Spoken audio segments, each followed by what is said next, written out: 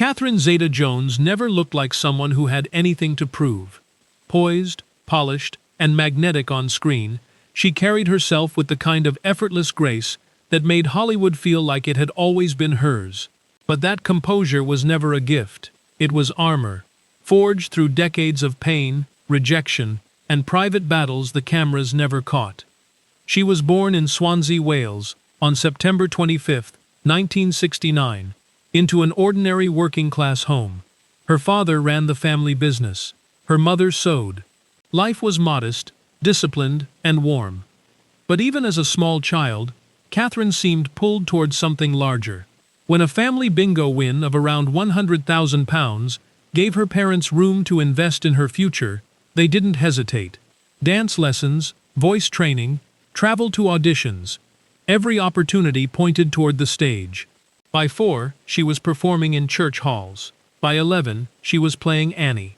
By 13, she was in Bugsy Malone, already learning that applause comes with a price.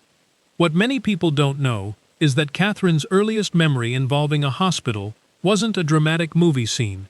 It was her own life. As a child, she underwent an emergency tracheotomy, leaving a small scar beneath her chin that she never tried to hide. She later acknowledged it openly, carrying it as part of her story rather than something to erase. Life had already taught her, before she could fully understand it, that survival was worth something.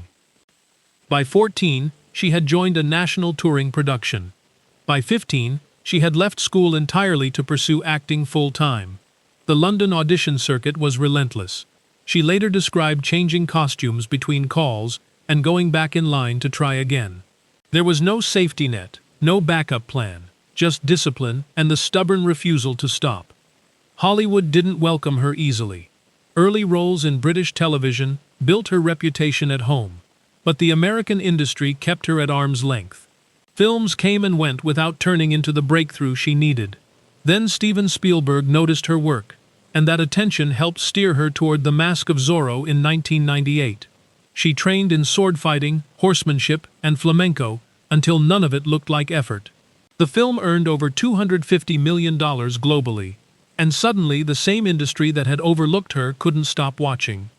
Chicago made history permanent. Pregnant with her daughter Karis, Catherine played Velma Kelly with extraordinary precision, singing, dancing, and commanding every frame. She accepted her Academy Award just 10 days before giving birth. That image said everything. A rounded belly, a gold statue, and years of quiet endurance finally answered. Her personal life carried its own weight. She married actor Michael Douglas in November 2000, and together they raised 2 children, Dylan and Karis. But the years that followed brought serious strain. Michael faced a significant health crisis in 2010, and Catherine served as his primary support, while continuing to protect their children from fear. By 2011, carrying more than any one person could hold quietly, she sought treatment for bipolar II disorder at a facility in Connecticut. Her public response was direct. She described bipolar II as a condition affecting millions, and said that if her openness helped even one person seek help, it was worth speaking about.